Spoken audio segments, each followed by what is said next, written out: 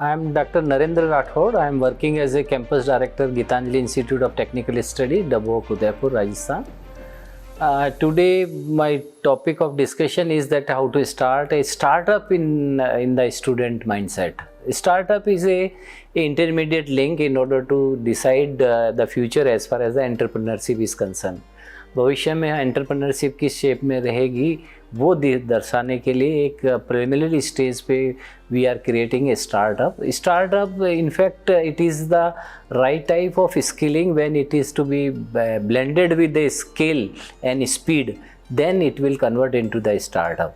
First of all, you are supposed to have basic knowledge what to do, and then subsequently you should have a skill how to do, and then try to develop a right type of ability how to simplify the process, and finally share experience with the senior people, those who are or professional people, those who are working in this field, in order to know how you can enhance the efficiency of system. So before going to a startup or starting a startup, you should have a right type of a knowledge, skill, ability and experience. Then only you will be in position. I have observed that number of times many students are having this type of opportunity. They know things that कैसे क्या करना है, कैसे सरलता से सहजता से करना, कैसे दक्षतापूर्वक कोई भी कार्य कर सकते हैं, और उसके लिए क्या हर कॉलेज में एक नया सिस्टम इंट्रोड्यूस करना चाहिए. मैं यहाँ बताना चाहता हूँ कि गीतांजलि इंस्टीट्यूट में हमने इसको इंट्रोड्यूस किया है. वो हमने आते ही फर्स्ट ईयर के स्टूडेंट को हम स्क्रीनिंग करते हैं, उनको आइडियाथॉन हम ऑर्गेनाइज करते हैं, and we use to float number of a problem and asking them that do you have any solution for this, either hardware solution and software solution. So basically this is a first step, thereby students will be available in the position कि they can excel in this field, and once you are having a list of such student, then you are supposed to groom it.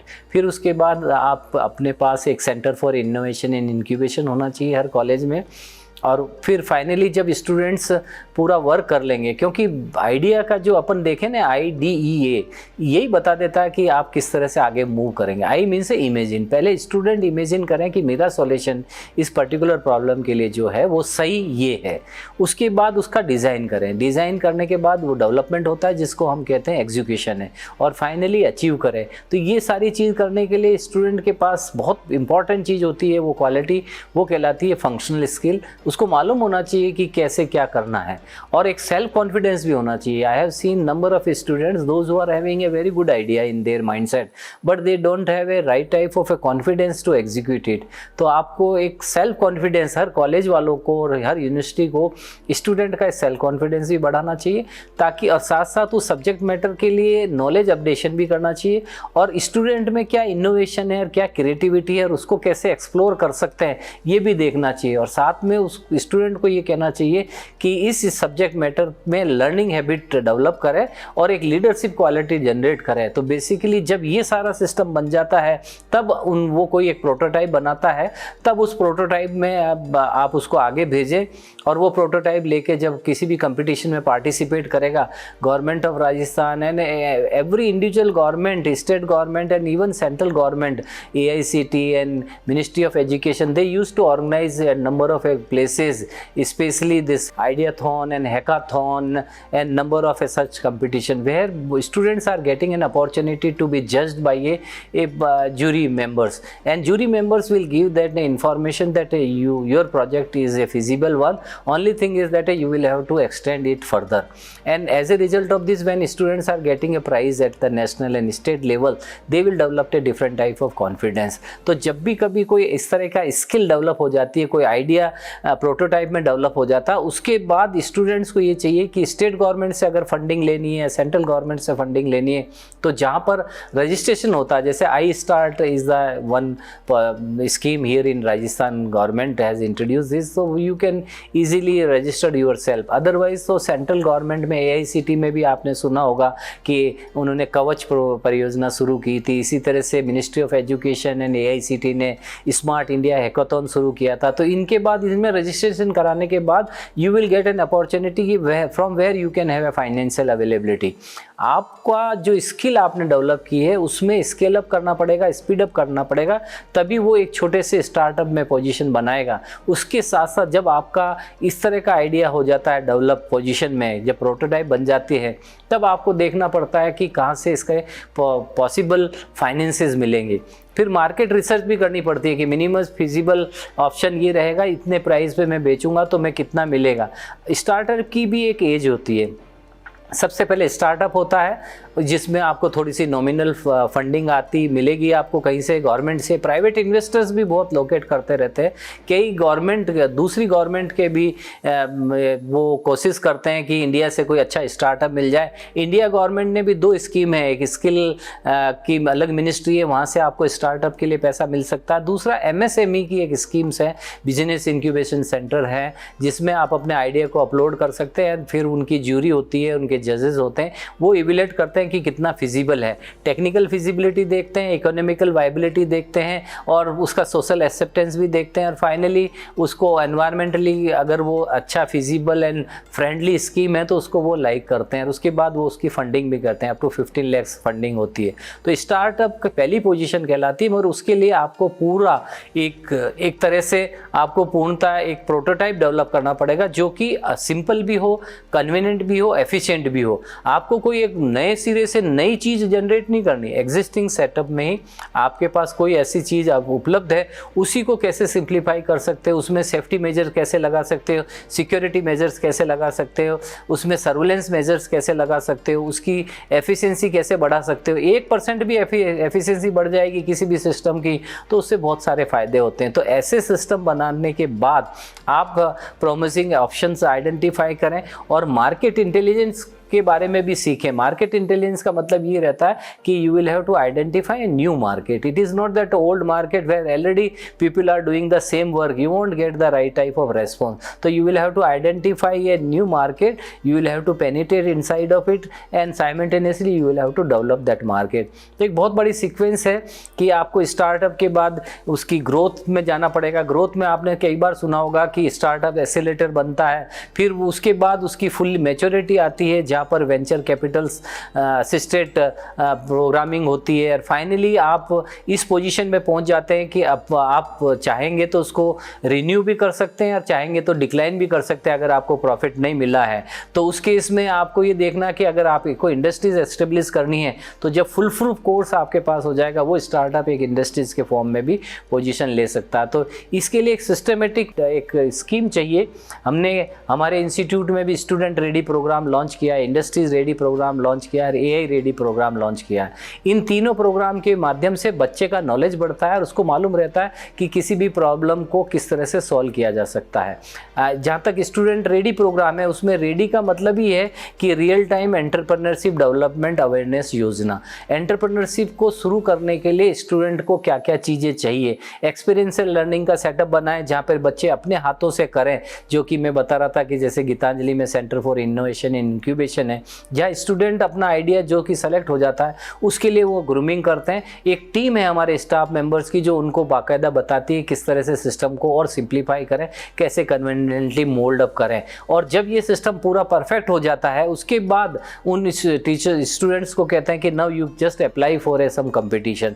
तो basically step by step होता है। Even इस समय जब आप prototype develop कर रहे हैं और किसी भी आइडियाथॉन के लिए आप जा रहे हैं तो इंडस्ट्रीज एक्सपोजर भी होना चाहिए, यानी कि you will have to rise your excellence as per the demand of the industries. For that you will have to interact with the industries people, and even every university and college should have a institute industries interface cell. ये मैं और कहना चाहूँगा। Startup अगर हम कई बार हम कोशिश करते हैं कि स्टूडेंट को स्टार्टअप बताए के लिए हम प्रेरित करें, मगर सबसे पहले हमें अपना इंफ्रास्ट्रक्चर भी डेवलप करना है। सेंटर फॉर इनोवेशन इंक्यूबेशन उसमें बच्चों को लेके आना है और उनके लिए स्क्रीनिंग करने के लिए आपको अपने लेवल पे कोई कोई एक इस तरह का प्रोग्राम से स्क्रीनिंग करना है, जैसा आइडियाथॉन मैंने बताया था। तो उसके बाद उन बच्चों को ग्रूमिंग करनी है। जब बच्चे पूरा ग्रूमिंग हो जाएगी, प्रोटोटाइप बना देंगे, उसको टेस्ट भी करना है, और फिर उसके बाद उसको मार्केट में लॉन्च करने से पहले जितने भी कंपटीशन होते हैं आइडियाथॉन, उनमें पार्टिसिपेट करना है। और साइमल्टेनियसली आपको जो MSME का प्लेटफॉर्म है या मिनिस्ट्री ऑफ स्किल का जो प्लेटफॉर्म है, उसमें भी आपको रेगुलरली अपडेशन करना है स्टूडेंट, ताकि उसके अंदर अपने आप को एनरोल कर सके और रजिस्टर कर सके। और गवर्नमेंट को और प्राइवेट इन्वेस्टर्स को अगर आपका प्रपोजल सही लगा तो वो फंडिंग करने की कोशिश करेंगे, और naturally then you will get a right type of way out. क्योंकि बहुत सारे स्टार्टअप शुरू होते हैं, बहुत अच्छा आइडिया होता रहता है, हमारे फाइनेंशियल अवेलेबिलिटी नहीं रहती, तो मिनिमम वाइबल प्रोडक्ट क्या रहेगा, कितनी उसकी प्राइस आएगी, उसकी भी एक तो यानी कि कोई भी प्रोजेक्ट जब हम बनाते हैं उसकी टेक्निकल फिजिबिलिटी के अलावा इकोनॉमिकल वाइबिलिटी भी देखी जाती है। तो स्टार्टअप शुरू करने के लिए इंस्टीट्यूट का एक बहुत बड़ा रोल रहता है, जहाँ तक मैं सोचता हूँ। आप स्टूडेंट को एक अलग तरह का एनवायरनमेंट देना चाहिए, जिससे कि स्टूडेंट अपने आप को सही तरह से इस मुकाम के लिए अपने आप को ढाल सकें। कई बार ये भी सिचुएशन होती है कि स्टूडेंट को राइट एक्सपोजर नहीं मिलता है, उसके लिए आपके पास एक टीम बनानी चाहिए। हर कॉलेज हर यूनिवर्सिटीज़ में एक टीम होनी चाहिए जिसके अंदर आपके पास कंपिटेंट फैकल्टी मेंबर हों, और कुछ ऐसे स्टार्टअप भी हों जो आपके कॉलेज से निकले हैं, उनको भी रेगुलरली या टाइमली आप उनको बुलाते रहें, जिससे कि उससे एक अलग तरह का सेल्फ कॉन्फिडेंस बनता है। और फाइनली जब भी आप स्टार्टअप करना चाहते हैं, जब आप इस पोजीशन पे आ जाते हैं कि आपकी स्किल इतनी अच्छी हो चुकी है, उसको आप स्केल अप बड़े रूप में बना सकते हैं, उसको जल्दी बनाने के लिए स्पीड अप भी कर सकते हैं, तो मैं आपको एक फार्मूला बनाता हूँ। उस फार्मूला के अनुसार आपको चलना पड़ेगा, और फिर आपका स्टार्टअप एक तरह का स्ट्रक्चर स्टार्टअप हो जाएगा। वो फार्मूला RSTU। इसमें R का मतलब है रॉ मटेरियल। कोई भी प्रोडक्ट आप बनाएंगे तो उसमें कहाँ का रॉ मटेरियल होगा, उसकी क्या क्वालिटी होगी, कहाँ से मिलेगा, किस प्राइस में मिलेगा, किस समय मिलेगा, किस तरह से लेके आओगे और कहाँ रखोगे, ये सारी चीज़ें जो होती है रॉ मटेरियल की proper understanding is required before launching a startup. Second S means a skill. What ever idea you have floated and the prototype you have developed, what was the right type of skill which ultimately built up your project in a useful form. That skill you will have to articulate, and always you should be in position to do excellence in the field, and for that you are supposed to be ready as far as the new knowledge is concerned, as far as the leadership quality is concerned. तो दूसरा जो ये बहुत important चीज़ रहता है skill, and T means a trading. Here I would like to urge to all people, those who are developing a new prototype and in the field of a emerging or competitive world, you should trade your product. It is not that you will decide a price, but in case if you have got worth, then you should trade your thing and generate more revenue out of the system. And it is my observation, many startup they collapse only because that it is not a remunerative in a long run. You may be of a very good high productivity, you may be maintaining high production, even to certain extent it may be of a profitable avenue, but as far as the net revenue generation is concerned, as far as the remuneration is concerned, that perhaps is not available in many contexts. Therefore it is recommended that you are supposed to have a trading. And finally U means a utility, यानी कि कोई भी project आप करेंगे तो उसके लिए आपको जरूरी रहता है कि utility in terms of electricity available, in terms of water available, in terms of a compressed air, even a good team is required, a trained person, semi skilled person is required, and finally you should be in position to articulate a right type of culture in the place where you are developing your prototype on a scalable issues. So these are the certain points which one should keep in mind in order to develop a startup. But this is a responsibility of all college and university. They should articulate real sense of startup and real sense of entrepreneurship, because government of India has also insisted that education is not completed by completing your course syllabus. Education is not completed by providing a opportunity as far as the employment is concerned. When you are completing your knowledge, when you are imparting a right type of opportunity and exploring a possibility for your employment, but simultaneously you should be in position to produce